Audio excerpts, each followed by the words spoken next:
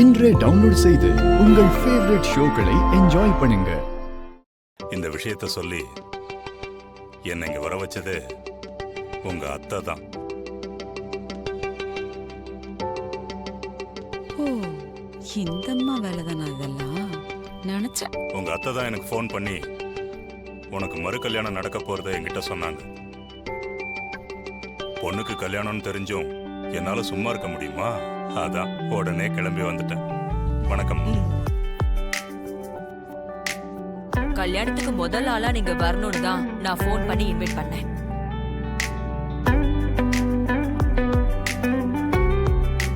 என்ன எல்லாரும் அப்படி பாக்குறீங்க?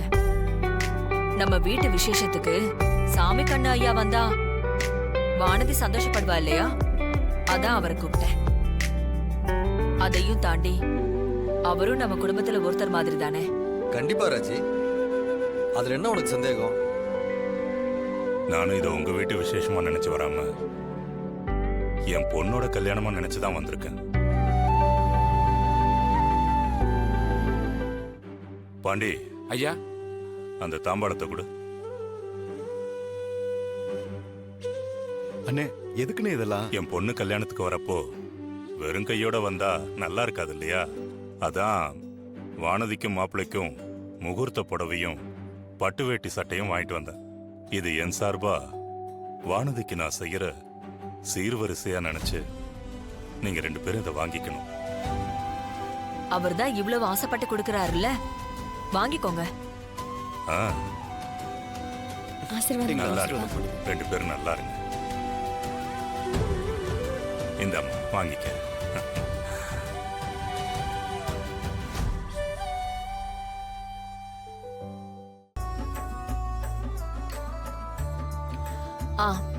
இது காது குத்துனதுக்கு அப்புறமா குழந்தைக்கு போட வேண்டிய கடுக்கன்.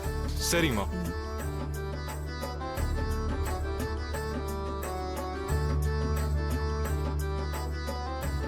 ஏன் வருது? அங்க ஒரு அம்மா குழந்தையோட இருக்காங்களே, ஒருவேளை அந்த குழந்தைக்கு தான் காது குத்த போறாங்களா என்ன? இருக்கலாங்க.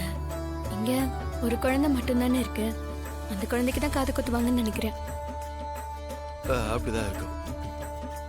மா, குழந்தைய உட்கார வைங்க. ஏங்க, அவர் தான் குழந்தைய உட்கார வைக்க சொல்றாங்களே, சீக்கிரம் பக்கத்துல உட்கார வைங்க. நான் எங்க என் குழந்தைய உட்கார வைக்கணும்? உங்க குழந்தைக்கு தானே காது குத்த போறோம். என் குழந்தைக்கு எப்பவோ காது குத்தியாச்சு. என்னம்மா இது? அவங்க குழந்தைக்கு ஏற்கனவே காது குத்தியாச்சுன்னு சொல்றாங்க. இது தெரியாம நீங்க ஃபங்க்ஷன் வேற ரெடி பண்ணிட்டீங்களே. டேய், நான் காது குத்தணும்னு சொன்னது அவங்க குழந்தைக்கு இல்ல, நம்ம வீட்டு குழந்தைக்கு. நம்ம வீட்டு குழந்தையா? என்னம்மா சொல்ற? ஆமாயா, நம்ம வீட்டு குழந்தைதான். கார்த்திக், நீ போய் உட்காரு.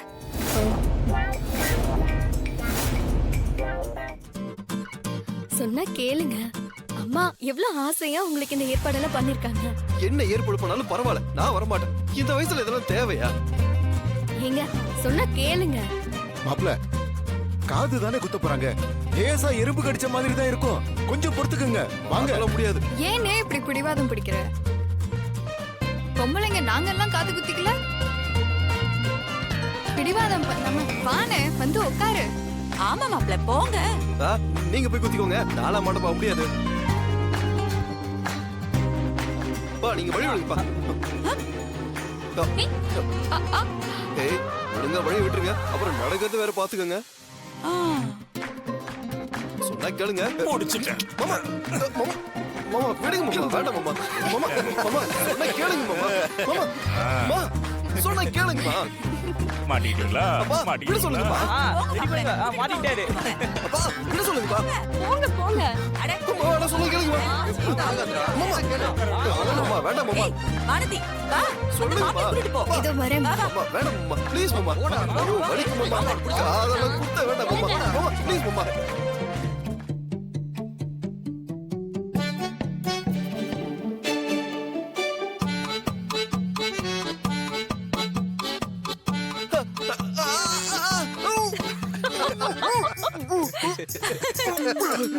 இப்படி கத்துறீங்க.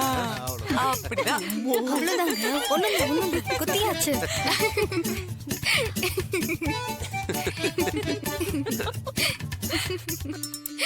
அடுத்த காதையும் குத்துங்க. ஆ. ம்.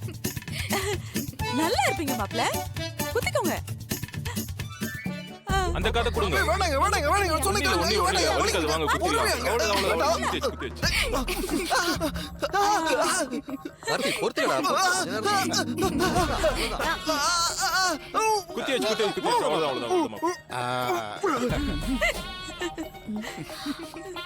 நல்லா இருக்குங்க.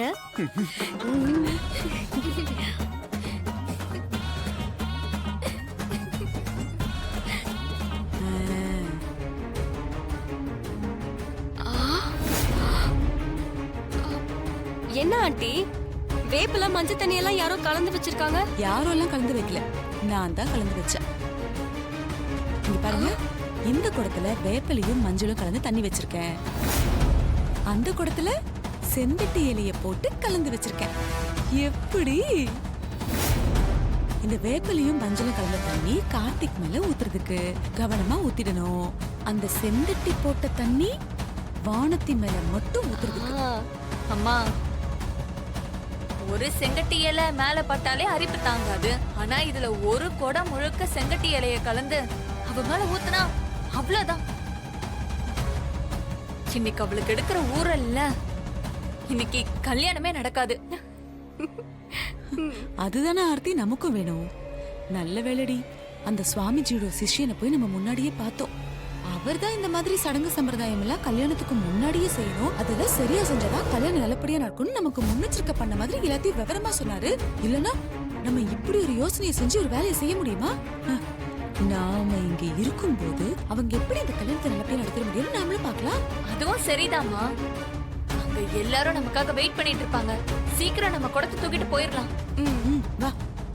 ஆர்த்தி, செந்தட்டியில அந்த குடத்துல தான் போட்டு வச்சிருக்கேன். கையில மேல பட்டுக்காம பத்திரமா எடுத்துட்டு வா.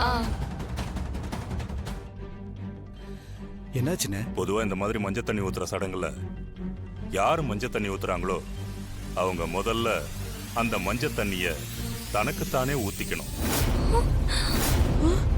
இதான் ஐதீகம். எங்க ஊர்ல எல்லாம் இதான் வழக்கம். ஐயா, அது உங்க ஊர் வழக்கங்க. இப்ப நாங்க இந்த சடங்கெல்லாம் எங்க ஊர்ல தானே செஞ்சுட்டு இருக்கோம். அப்ப எங்க வழக்கப்படி தானே நாங்க செய்யணும். அமுதா, அதான் அந்த மஞ்சள் தண்ணி ஊத்துற சடங்க இப்படித்தான் செய்யணும்னு அண்ணன் அவ்வளவு தூரம் சொல்றாங்கல்ல. ம். அண்ணன் சொல்ற மாதிரியே செஞ்சிருவோம். அது என்ன தங்கச்சி? ஆமாண்ணே, சரி அப்படியே செஞ்சிடலாம். ஆர்த்தி மாட்னடி இன்னைக்கு. உங்க மருமகனுக்கு நீங்க மஞ்சள் தண்ணியை ஊத்துங்க. உங்க மகளுக்கு உங்க சம்சாரம் ஊத்தட்டும். சரிண்ணே.